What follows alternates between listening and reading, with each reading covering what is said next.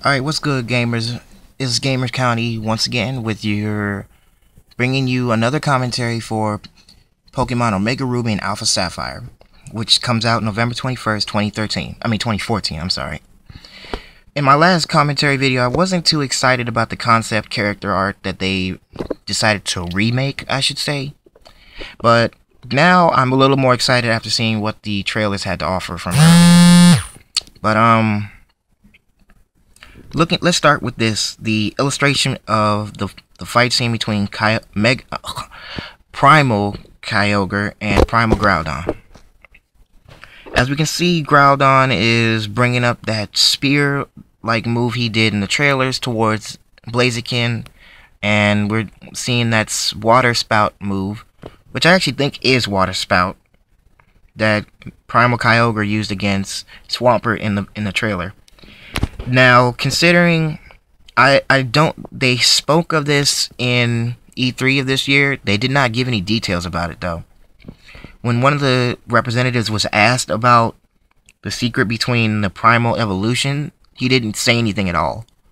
But, from the website, Primal Groudon has only changed his type a little bit, but he's grown, like, a lot. He's still a ground type, but now he's got a fire type added on to that. Pretty sure we all knew that. That's clear indication. Red flag in his face. But, see, the thing is, I have the problem with the fact that Groudon, being a legendary Pokemon like he is still able to get taken down by Kyogre for various reasons. Not just type differential, not just by, its speed in water or whatever, or the fact that it has the ability Drizzle. But the fact of the matter is now, Primal Kyogre has evolved to the point of where it's the largest Pokemon in the entire, I can't remember what the region name is. I want to say, yeah, Hoenn region. But, if that were the case, it would make according to the website, I think, I'm not really sure, but I think Primal Kyogre is about 23 feet long. That is about the same height as Rayquaza.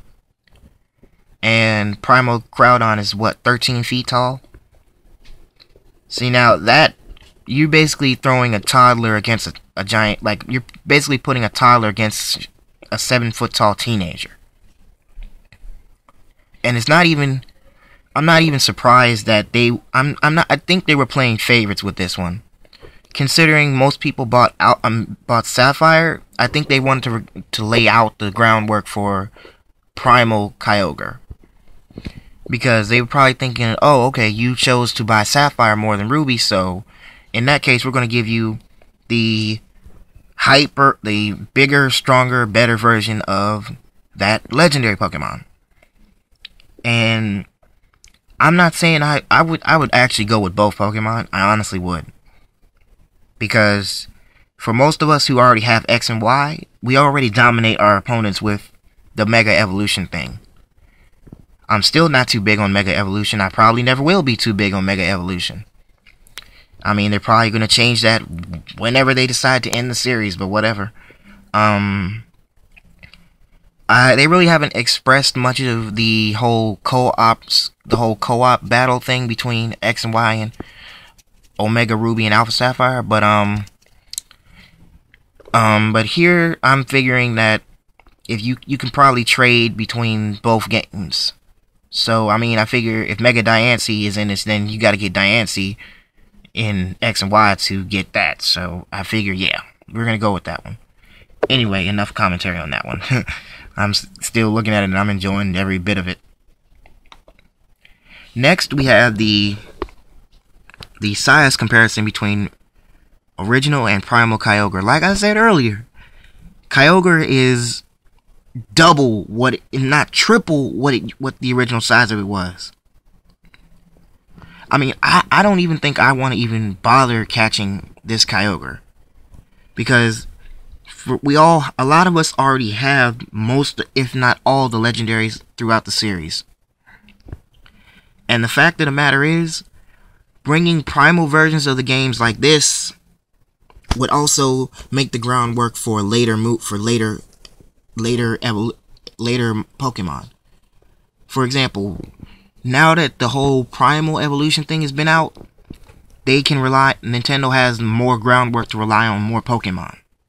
They can make more remakes of, Diamond and Pearl, Platinum, they could do remakes of Black and White, Black and White 2, whatever. But the fact of the matter is, what made them come up with Primal Evolution? Being the fact, I know that they're ancient Pokemon, they've been around for centuries, but why now is the question. Being that they had Generation 6, and being that they had a very limited amount of Pokemon, Primal Evolution would have made Pokemon X and Y sell a lot more. And be like, oh, get ready. Here comes the new Primal Evolution of Yveltal and Xerneas.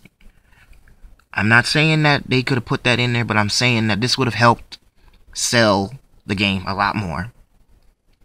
And should Pokemon Z or Pokemon XY2 should come out, the whole Primal Evolution, the whole Mega Evolution concept is all over the place.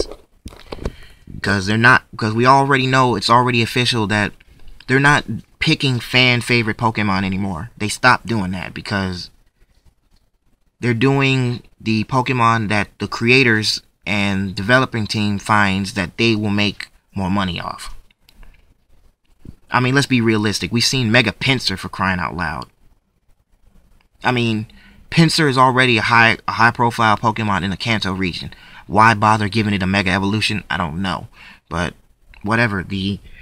Just like Mega Evolution, I'm pretty sure Primal Evolution doesn't last long either. But anyway, back to the size. Primal Kyogre is probably 2 regular Kyogres put side by side. And given the comparison between it and with May and Seth, that's a pretty big deal. No pun intended. But we'll see what Primal Kyogre can give us for its fighting style. Next, we have the redesign of May. I really think that seeing that this redesign is not just for Alpha and Omega and Alpha, but seeing that seeing the trailer, the second trailer for X and Y, seeing that they see Shauna, Trent, and Terrio or whatever, seeing them from the original game and in the gameplay itself means that they're making an appearance in the game later on. And seeing that May herself has this whole new outfit, which means if the series gets dragged along a little more, that May might drop a whole new, might drop an appearance in the series later on or whatever. She might get a Mega Stone or something like that. Don't really know, don't really care. But I just want to see what she's. I kind of thought this would be better, but yeah. Anyway, seeing that the series has progressed so much, we all know, if the series aged Ash along with it, Ash would be in his early 20s. And if you look at it, all the characters he has had contact with would have aged along with him.